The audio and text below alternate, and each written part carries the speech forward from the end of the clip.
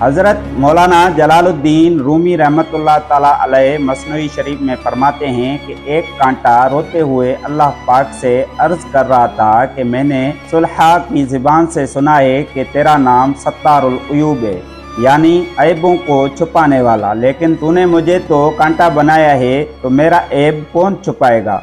مولانا روم رحمتullah تعالی علیہ فرماتے ہیں کہ اس کی زبان حال کی دعا میں اتنا اثر تھا کہ اللہ نے اس کے اوپر پھول کی پنکھڑیاں پیدا کر دی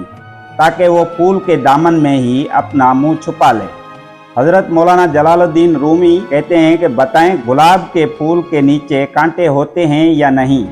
مگر باغبان ان کانٹوں کو باغ سے نہیں نکالتا، باغ سے صرف وہ کانٹے نکالے جاتے ہیں جو خالص کانٹے ہوتے ہیں، جنہوں نے کسی پھول کے دامن میں پناہ نہ لی ہو۔ اسی طرح جو اللہ والوں سے نہیں جڑتے ان کے لیے خطرہ ہے، لیکن جو گناہ گار اللہ والوں کی دامن سے جڑ جاتا ہے، ان اللہ والوں کی برکت سے ایک دن وہ بھی اللہ کا ولی بن جاتا ہے۔